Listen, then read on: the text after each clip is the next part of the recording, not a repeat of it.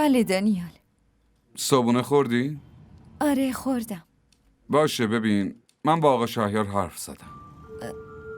چه حرفی؟ بابا همون که تو دفترش کار کنی دیگه. حتی گفتم برات سرویس هم بذاره. اونم قبول کرد. ببین دانیال، چیو ببینم؟ تو خوشحالی دیگه. قسم میخورم خیلی خوشحالم. فقط تو را داشتم فکر میکردم چطوری بری و برگردی. الان دیگه اون مشکلم برطرف شد.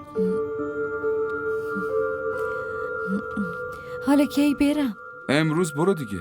اصلا الان برو. حاضر شم؟ آره. فقط داشتی میرفتی بهم پیام بده. راستی ببین روحان بیدار شد. اون که خیلی وقت بیداره. یه لحظه گوشیو بده بهش بگم که اذیتت نکنه. نه تو به کارت برس، خودم باهاش حرف میزنم. باشه پس. خداحافظ. خدافظ.